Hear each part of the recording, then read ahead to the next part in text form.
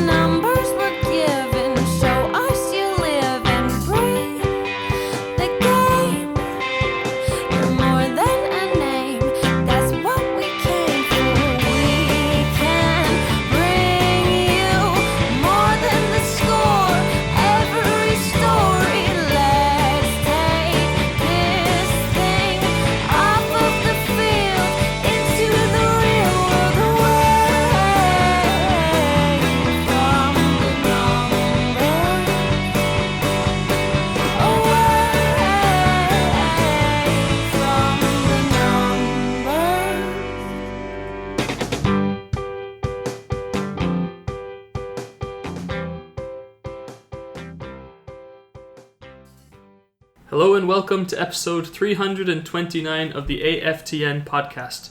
I am the scourge of Richmond 2nd Division Crossbars, Joe DC. I am joined by the Royals Royce of podcasters, it's Gideon Hill. Thanks, Joe. Also with me is the Honda Civic of analysis, it's Peter Hicken. Thanks, Joe. There's still room for improvement on those ones. You're a fuel efficient. Your bang for your buck. Like your analysis per word is fantastic. I see. Yes. All right. Okay. Opening question this week, gentlemen. If you had to lead a tour of the Whitecaps' new signings, so a group of them, it'll be quite a big tour because there's more than 10 people, to an iconic Greater Vancouver location to help them settle in, where would you take them, Peter? Well, I was going to take them skiing, but that might be very pricey. Are you now. renting the... Yeah, we'd be renting, so yeah. might be a bit pricey, but... You're looking at equipment, lift passes... Travel. Yeah. And there goes the Alphonso Davies money. Yep. Okay, good. Gideon, where would you take the group? I would take them to fly over Canada, because it depends on how expensive the signing was. Obviously, if it's a high quality signing, you got to take them to fly over Canada, or the seawall, because it's one of the cooler landscapes in the Pacific Northwest. Free signings on the seawall. Yeah. People with transfer fees for sure. on the fly over Canada. Okay, I would take them to the Delta landfill so they could know how badly the Whitecaps played last season. Just a little sample. The stench should stay with them. Let's go into the preview shot. Houston this week. We seem to play Houston a lot early in the season. Last season was away. And I think they got a good result. Yeah, Breck Shea scored the winner. Oh, he did? Yeah. It's one of his better moments. Well, that's because last year Breck Shea actually had a really good start, and then... Well, Breck Shea had that thing where he started well. Yeah. And then he would finish badly. He scored against Tigres, don't forget. Tigres who Houston play tomorrow as we record. Mm-hmm. Or today. Tonight. I think it was tonight. That's what Tuesday. I saw. Yeah. The listener doesn't need to know what day we record. Don't let them behind the curtain. For all they know, this is live. That's true. No, today is Tuesday, and they play Tigres between the time we're recording and the time that they play the Whitecaps. So I guess they'll be tired. Tigres are a good team. They are down 2-0 from that game. 2-0 at home. So 2-0 at home, worse than us, as we were 2-0 away. Yes, that's true. And they don't have Breck Shea either, which is another negative and a plus at the same time. I'm just saying, 100% of the times that the Whitecaps have reached the Champions League semi-finals, Breck Shea has been on the team. I wonder what the win percentage is when Breck Shea scores for the Whitecaps. There's an article idea for somebody. Houston, in MLS, they've won one game and tied one game to start. My memory of them is that they start strongly. Gideon, what do you think? Is that something you agree with? Yeah, I think they're one of those few Western Conference teams that tend to start out well, and then other teams like, say, Seattle come on late in the season and they kind of overpower in that Western Conference. So, yeah, I think they are a team to start well, but, I mean, new year could be same management, but a couple new personnel might be able to turn the tables down in Texas. Peter, you might not know this, but last year we read out, on the podcast, we read out the MLS Players Survey that ESPN does. Oh, yeah. And Wilmer Cabrera was voted the coach that no player wanted to be coached under the most. Are you surprised he's still around? the establishment there seems to be okay not making the playoffs. But what are your thoughts on them as a club? He's kind of a unique coach. I know that he's the only coach. I read last year that he didn't let any media at any of their training sessions or anything. It was all very closed. I mean, Houston's always has the lowest payroll in MLS. Lowest attendance, probably. Yeah, too. Lowest. Yeah, but they've got a lovely stadium, and it seems to be. It's downtown empty. too, but I mean, I feel like the expectations aren't extremely high in Houston, so and that kind of has to do with the owner. So he's not a bad coach. So yeah, I mean, he's uninspiring. Yeah, but then again, coaches are weird personalities sometimes. He kind of fits the kind of players they usually bring into Houston. Yeah, they have a really they added Minor Figueroa as well this offseason. Minor Figueroa is one of my favorite all-time MLS players because he has 150 caps. And he was also a Do You Know Who I Am victory for me last year. Yes, he was. Never forget. Yeah. Their attacking core is probably the most intimidating part of the Houston team, with Elise, Manotas, and Thomas Martinez as well. And they've also added this offseason. We'll talk about those additions a little bit later. Peter, Elise is a beast when he's on form. Manotas is unstoppable, and Martinez is so creative. Can you think of an attacking trio that can wow a team like that? Maybe Minnesota that we saw, but I think there's MLS is getting better and better and better, and there are a lot of teams that have really good attacks, but that it is a and they have really good chemistry as well. Houston's the game against, it was RSL, the first game they played. Manotas finished some crazy, he back heeled some crazy cross. They have very good players. Gideon, do you think that when keeping these players, you can sell to them the fact that you 3 guys or you 4 guys can play together and you can have free license to do whatever you want? Do you think that's a selling point? Yeah, and I think another one is Elise, Manotas, and they have Kyoto and Martinez who plays in behind, and just those 3.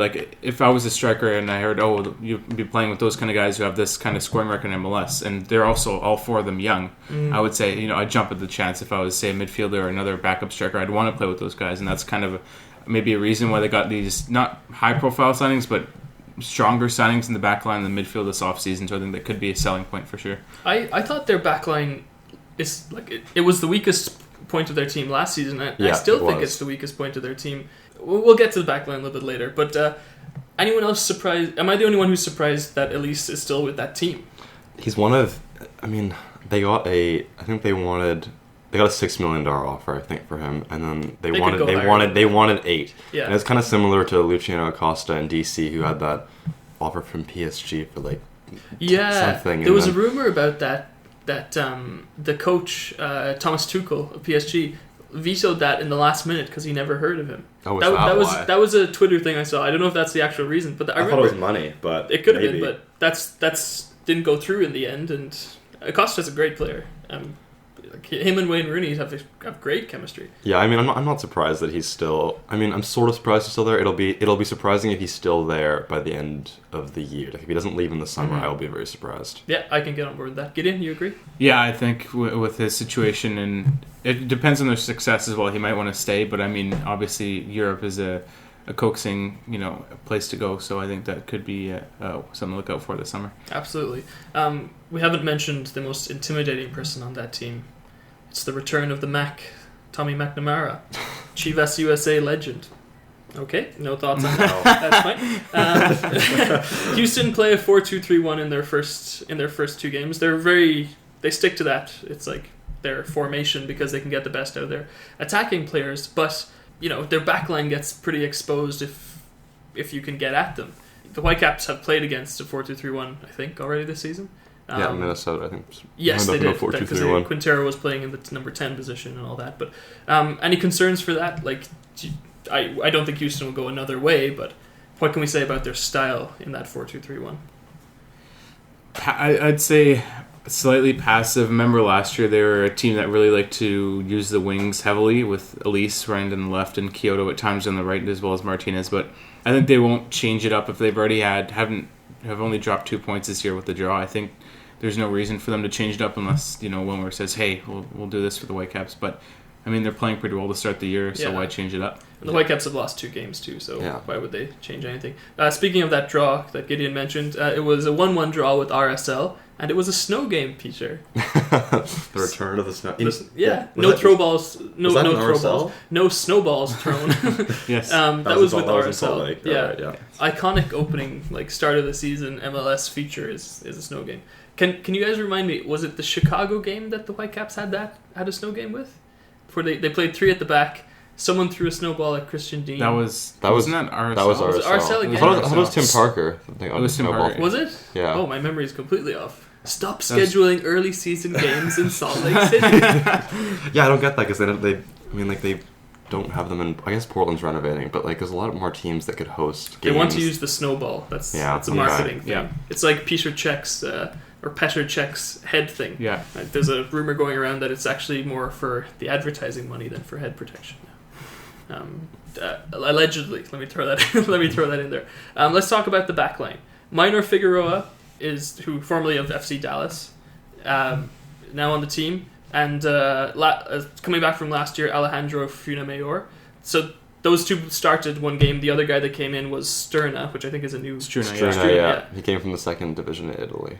Oh, really? But they also added Chris Duval from Montreal and is Hairston, I forget his first name, but Marlon Hairston, from Colorado. Yeah, he's a winger as well. So they've definitely reinforced the right back position, and Struna is it seems like a decent signing for. Well, much like our new signing from Italy, it's a good standard over there. The defensive standard in Italy is high. So yes, I don't look at that back line and think playoffs though. With Figueroa, Funamayor, Struna, if you asked me the same question last year, I would have said potentially yes, because they had Leonardo, Machado, De La Garza was in the center back conversation as well. I forgot to mention, but I think this year you're right. I think it's more of a overturn than anything. And one team or a team that Houston strikes me as is a team that likes to bring players in within MLS, and they haven't yet to prove success in that category. But I think they're one of those teams that tends to pick up within the league rather than going out of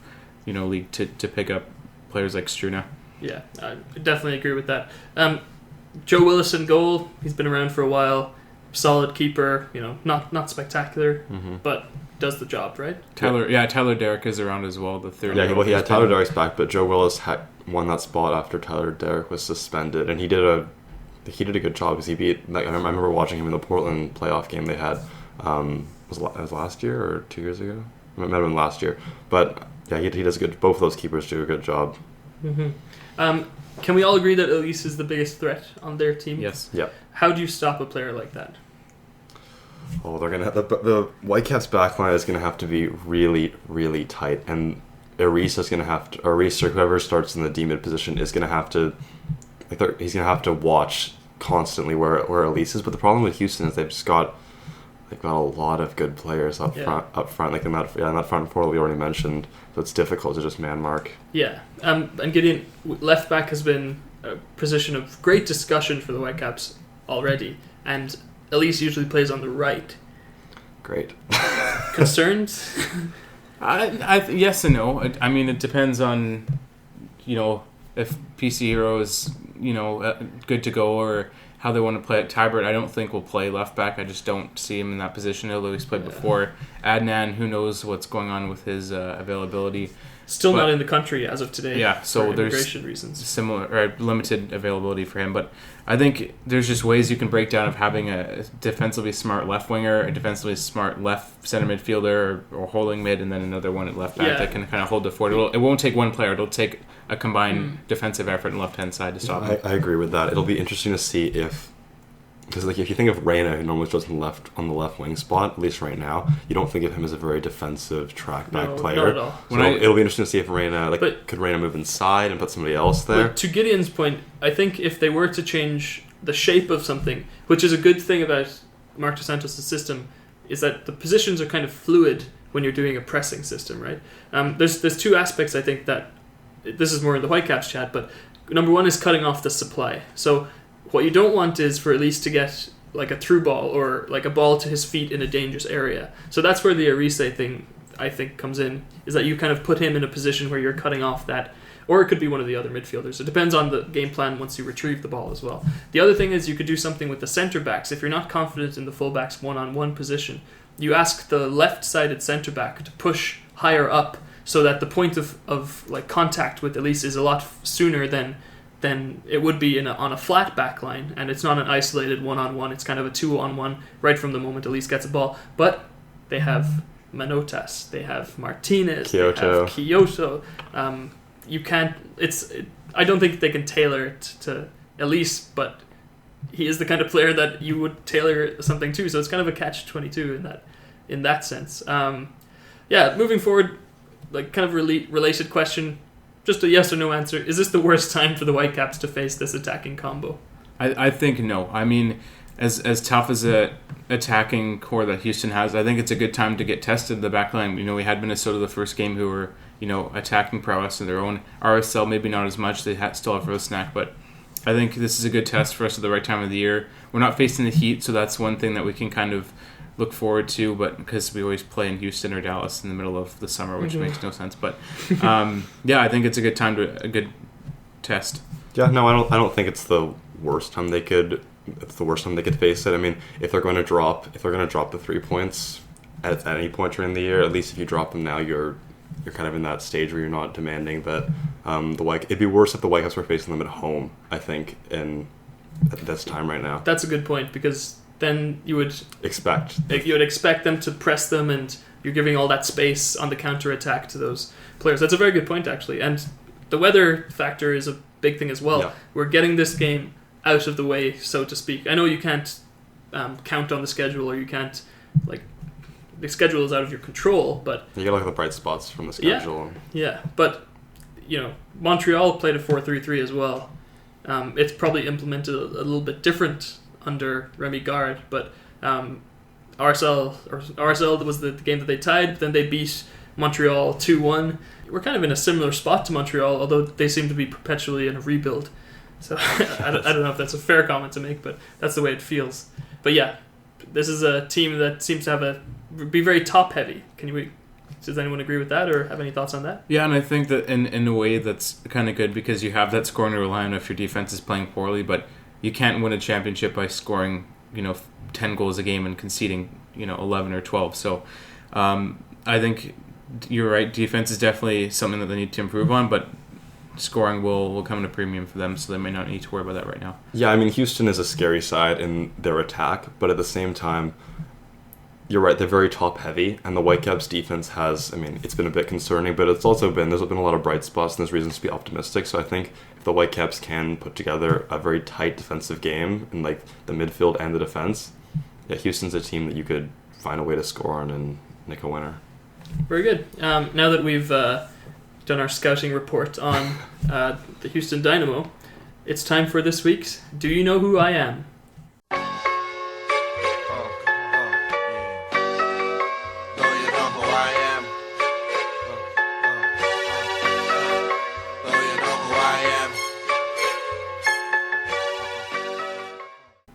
Okay, gentlemen, do you know who I am? Not yet. Hopefully you know who I am. But this person will remain a mystery until I start giving you these very choicely chosen clues. Okay, so as always, this is an MLS player. Not necessarily for the Whitecaps, although last time we did this, it was it was actually the Whitecaps coach, not a player. I was trying to throw a curveball for Peter's first show. But didn't phase me. Didn't phase him. No, he still got it. But I feel a little bit more confident this time. I've got that point under my belt. Complacency, Gideon. Yes, complacency. I'm just going to ignore that comment. So we forgot to mention this last time, but when you know the answer, say stop, in case two people have the answer at the same time, so we can differentiate who goes first. We're not going to deduct points, Peter, just so you know, the general rule, the consensus. Yeah, you are under investigation. Yes. VAR review may be pending. Yeah. Okay, this player. Clue number 1. I am a 5'7" Scottish player. Okay, I started my career and made over 100 appearances for Celtic. Stop. Chris Boyd? No. I have 47 caps and 7 goals for Scotland. right. Usually when we pass 3 clues, I'm happy because that means I'm doing a good job. Yeah, this is a bit harder. I played half a season for the Chicago Fire. Stop. Sean Maloney? Sean Maloney! Yes! Woo! Back in the win column. That was a tough one. I didn't want to come anywhere close to that. He was barely an MLS. The only reason I remember that is because he showed up for half a year and he's like, oh, I'll go back to England. Yeah, it was good for that half a year, but that organization were just a gong show. And that was this week's Do You Know Who I Am?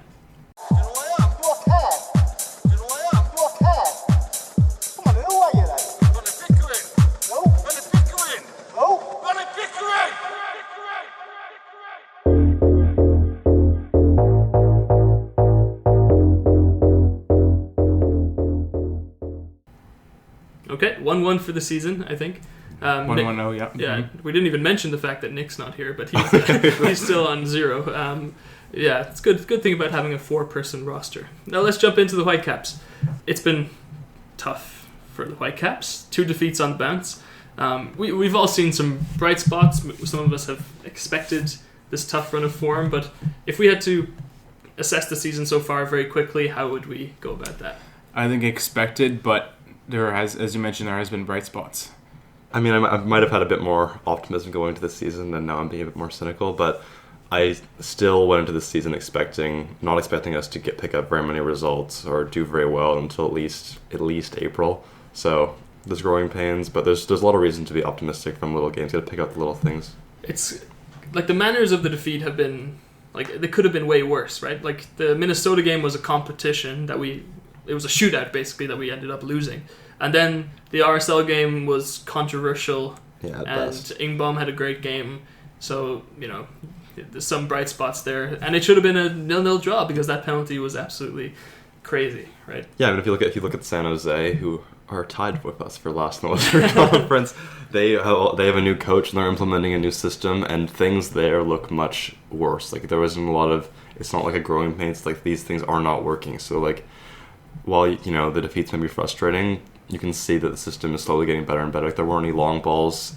in the RSL game, so gotta pick up the positives. But at least we scored 2 goals against Minnesota, whereas San Jose got shut out 3-0 at home. So there is something to bring out of that. Yeah, but all our goals have been scored by center backs so far. Yeah, that's also a big concern. Lots of new people in, lots of people some people have stayed. Who are we happiest with? Just from these first looks. Personally, it's Ingbaum. Like the touches and the vision that he had. He was on the MLS Team of the Week bench, which I didn't know was a thing. Like, why does your Team of the Week have a bench? Yeah, you need somebody in the 18, of course. Yeah, in case one of your people get injured on your MLS Team of the Week. But he's looked great. Arise's had a shaky first game. It depends on who you ask, really.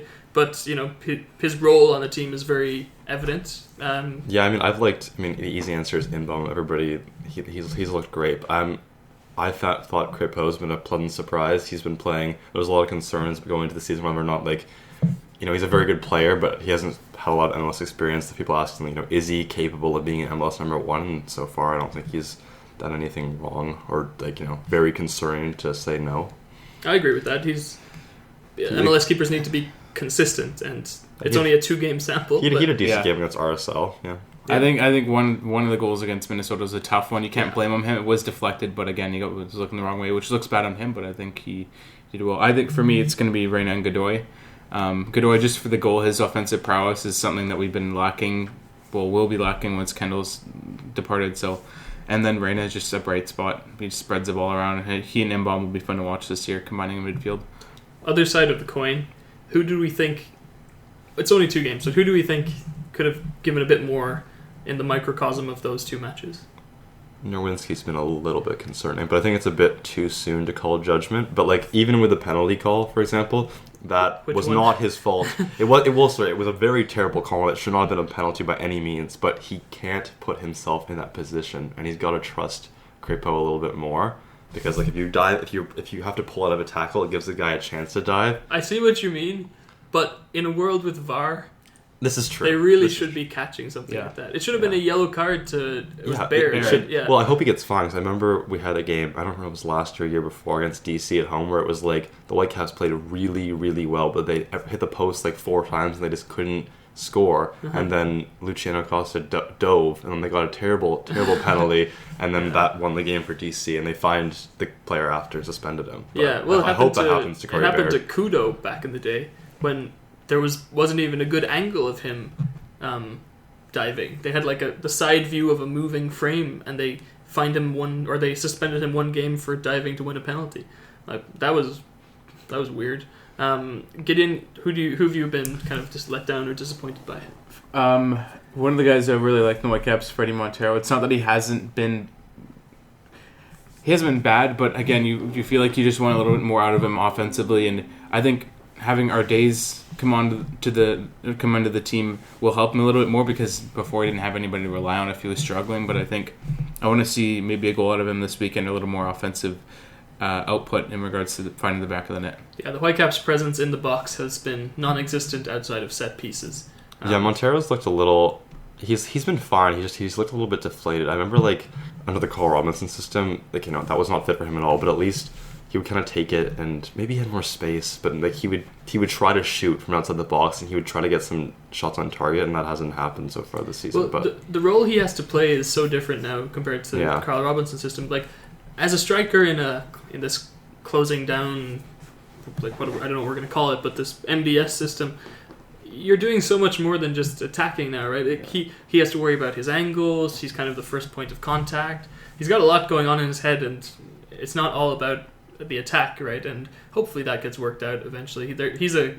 I consider him a creative player. He figures out how to get a shot away. I think that'll come with time. Yeah, he's a really good player. I'm really happy to have him back. So I mean, just give us some time. But if I had to pick a striker in the off season who a reasonable striker to sign, it would have been him, because he knows the city. He knows good with coffee. If I run into him, he might give me a coupon to a store in Seattle, Freddie, if my address is... No, if you're listening. Let's talk about the system a little bit. It's always been the biggest talking point when MDS was going to come in, that he is a man who's going to bring a system, and we're going to learn the system, and then and then we're going to win the MLS Cup, and we'll plan the parade. But let's talk about our thoughts on the system so far. We've actually seen it in a game. Obviously, the preseason was kind of disjointed, so are we still seeing an evolution of the system here? I think so. I mean, Mbaum's really helped along the process. Before he was picked up, there was a little bit of concerns about how defensively minded the midfield was, like Arise signing and Rose. And so I think him coming in has really blossomed the midfield into more of an offensive backing, if you will. And I think just him there provides us with more width and attack and being able to go forward rather than sitting back all the time. Peter, he feels like a FIFA player. Why? He's. I've been really impressed. I thought he might have trouble in MLS when it comes to like the physicality of it, but he's been really good at. He's just so holding his own and not getting pushed off the ball. Hard situations, getting the ball back. He's a ballsy player. He's taken a number of shots outside the box that have just missed. I love that. Do you remember when David Villa came to the league first, and defenders just couldn't play against him because you always thought like a few steps ahead of them, right? Ingbaum kind of strikes me like that, but in the midfield positions. So he pivots his body, like he plants his foot to move the other direction as the ball is coming to him, which sounds kind of like a basic thing. But then when the defender tries to sneak up and put pressure on his back, he's already on the move, right? It's small things like that, and he's not the only player in the league who does that. But it's refreshing to see a creative presence. To see them in a Whitecaps shirt. Yeah, it's kind of surreal, really, but it's great. I really think he's going to grow as the season comes in, and just the way he played in a defeat. Yeah. How often have we had a player play well in a defeat? And not only that, he said after that RSL game where I thought he was excellent, he said that he thought he had a bad game, which is that excites the hell out of me. Yeah, I know. With you. His pessimism is amazing. Yeah, I mean he's been the brightest spot in the system so far, but I mean I think the system just needs a little bit more. The chemistry's still there, right? And that's gonna hamper it for a while. But once the chemistry's there, I think we need to play a little bit quicker, like a bit of a quicker tempo, to kind of unlock teams quicker. So there's a bit more passing. That will come with time for sure. Ingbom has been called up to the South Korean national team. We heard throughout his transfer saga that there was assurances on his international future. I think he started 8 games before he came to Vancouver. It's great for him, right, Gideon? Like, he's staying on the biggest stage while growing his career with the Whitecaps. Yeah, and people have been criticized for coming here and not having the national team picture after that. So I think it's a good signing for the Whitecaps, and for him to be able to play in, take nothing away from South Korea. They're a great country. They played in World Cups, and they've produced YP Lee and Heung-min Son, so they produce great players. So I mean, it's a great city and a chance for him to play with top players like Heung-min Son. Yeah, I think I've said that right. You did, and I can't let this go by without mentioning Manchester United's Park Ji-sung. I was going to say, I don't think he's retired now, but still they produce. He is retired. They produce those kind of players. Funny story about Park Ji-sung is after he finished his career with Queen's Park Rangers, he went back to university and he studied economics. And a true story, he went to play for his college dorms team. And then there was a different podcast I listened to, and someone emailed in saying, yeah, we showed up to play a game and Park Ji-sung was on the other team. I'm like, how is that fair? The guys won the Champions League. Yeah. So yeah, great. They're a great footballing country. Yeah. They beat Germany in the last World Cup. This is a complete segue, and it's not even on our running order, but I'm going with it anyway. We're not going to have a VAR yes/no debate or anything like that, but one of my favorite moments in the World Cup that just passed, and I don't know if you guys remember it. So you know how because it was the first year of VAR, after every goal there was a moment where is something happening? It still happens in MLS, right? When it goes to review. When Korea scored their third goal against Germany, everyone thought it was offside, right? It was offside. Everyone stopped. Everyone had gone back to their positions, and then the referee was like, "Oh, you want me to go check it out?" Then he went to check it out, and then they realized, "Oh, it's a totally legit goal." And even the South Korean players were so happy that they went from their position standings and they all rushed to the bench, and it was a great moment. VAR isn't all that bad.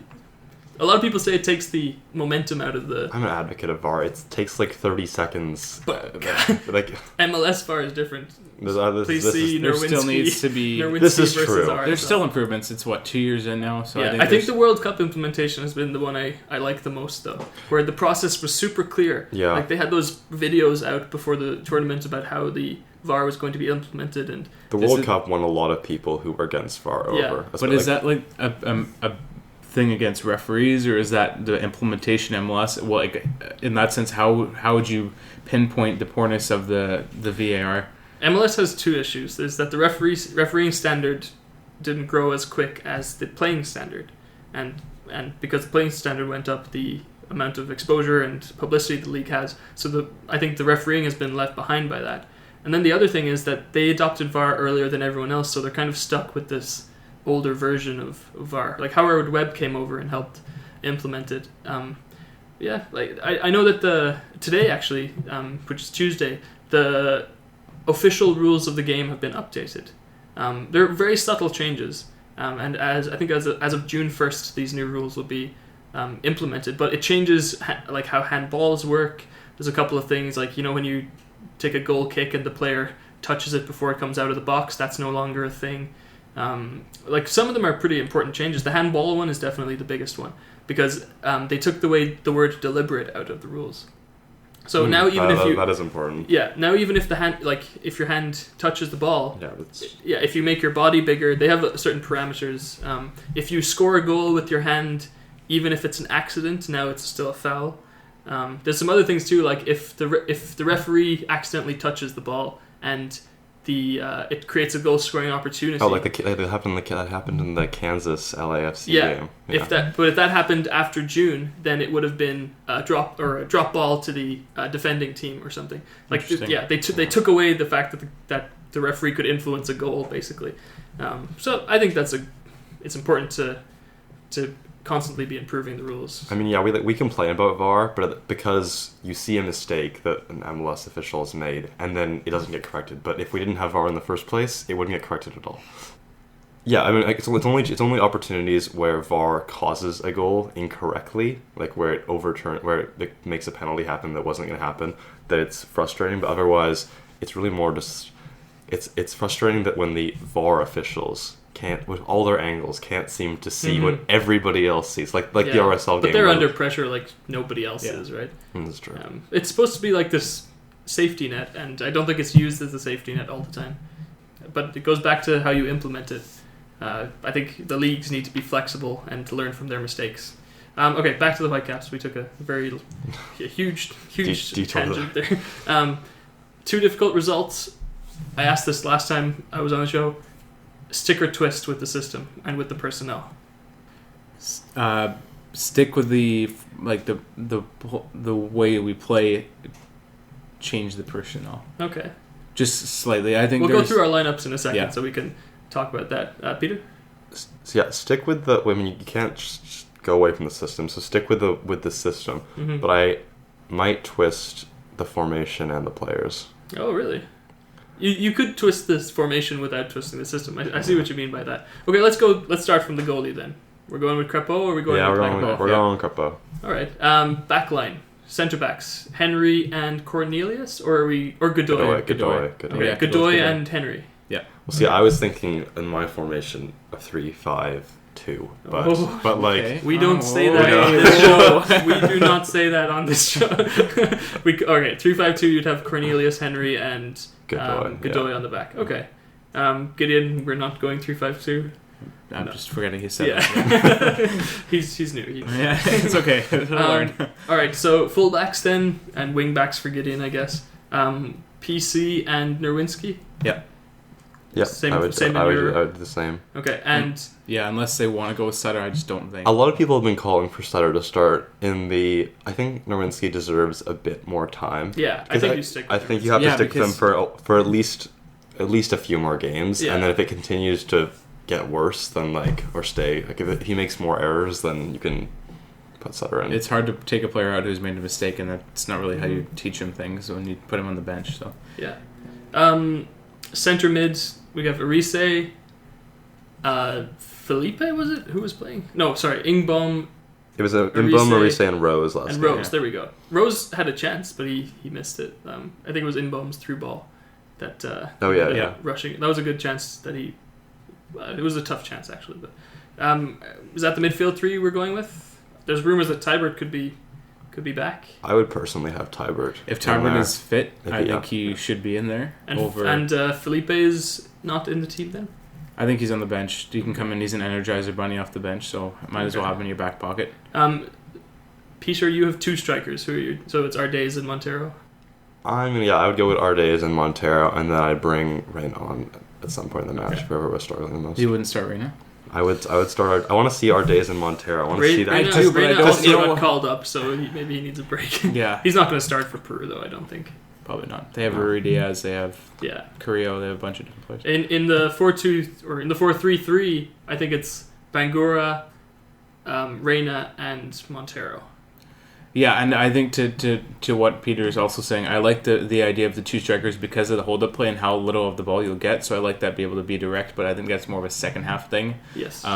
Because what if Montero gets injured and we bring our days on and then... Yeah, and we still have Venuto that we haven't thought about either. Yeah. He could be off the bench, I think. But from what I saw in Bangura in the first 40-45 minutes of his debut against Minnesota, he got tracked back very well. He went pretty deep. He switched with Reyna, so he's a pretty tricky player, but he's also defensively reliable.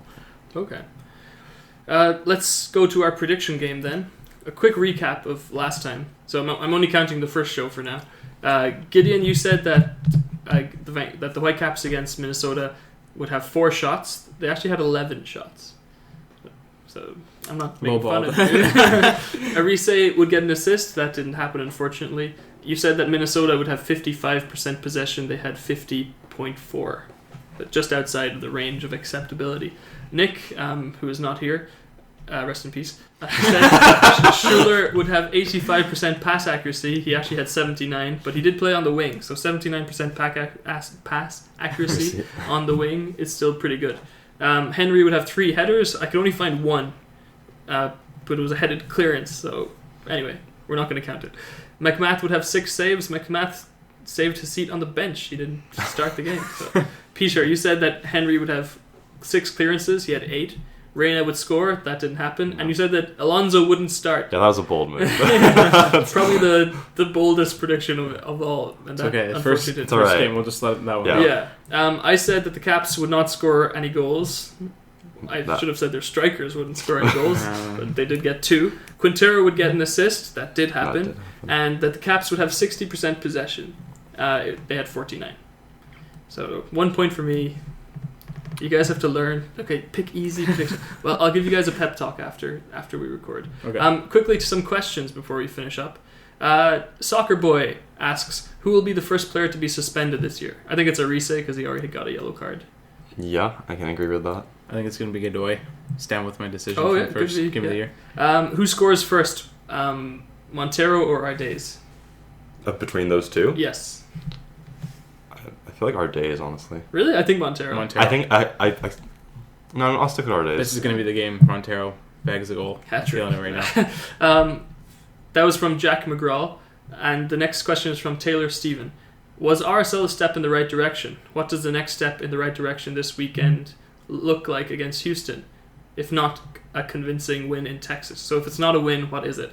I think a score draw is fine. A 1-1 would be... Yeah, I think that'd be okay. I think a clean sheet, as much as last week could be considered a clean sheet because of the poor PK given. Yeah. I think a clean sheet's definitely feasible. It's a psychological clean sheet last week. RSL was a step in the right direction. They got rid of the long balls. I think I would just hope that it was a bit quicker, the tempo. They're still detoxing Carl Robinson. I know there's 7 new players in the starting lineup, but that's my read on the situation. Last question from Returo. With 0 points in the first 2 matches, should the Whitecaps supporters blame Michael McCall or Joe Ducey first? It's got to be McCall. It's got to be Michael. Yeah, I think there's consensus on that one. People on Twitter don't agree with us, but hey. We're the ones in front of the microphone. Let's get your predictions for this week. This game against Houston, 3 predictions each. Right now I'm way ahead of you guys in the standings with 1 point, so try and make them good. Gideon? 1 point, Joe. Yeah. I think the Whitecaps will score a goal. Oh, come on. Oh, that's... You can't. Okay, I think they'll score... You can have that one, but if they score 2 goals, you I'll don't say get they'll that score... I saw they'll score one goal in the last 50 minutes of the game. 50? 15. 15. Last 50 minutes of the game. That is acceptable. That's fair. Jake Nowinski will have 3 interceptions. Okay. And Seren will have a yellow card. Sounds good. Peter? Kripo will make 5 saves. Mm-hmm. Huang will have an 86% pass accuracy. And Martinez will create 2 key chances. Very good. Or 2 key passes, whatever you want to call it. We're very big fans of key passes on this podcast. Key passes and pass accuracy. It's like you took up for the Nick, Well, Nick actually did send his predictions from Beyond the Grave. Imbaum assist, which could happen. Elise goal, which really, really could happen. And he thinks that Tybert will start and make 4 tackles. I could see all of those 3 happening. Yeah, that's not bad. Those are pretty good all right, I'm going with the Montero goal. Elise assist, because why not? And that both teams will score in the second half. All right. I really hope Montero scores. I think that will really generate the attack. We really need a striker to score. Gideon and Peter, where can people find you online? I am at _Gideon Hill on Twitter. I am at Peter Hickens with an S on Twitter. And I am at Joe DC Van. Thank you very much for listening to episode 329 of the AFTN podcast. Enjoy the game. When you're listening in some far-flung corner of the globe to the World Service of a Saturday afternoon, crackly reception, interference, cosy, marvellous. Somehow comforting, isn't it? Legendary names, fathers and sons, on the terraces, cheesy peas at half-time, pint for dad, mum's at home making the tea. Everything's all right with the world, isn't it? Saturday afternoon is football.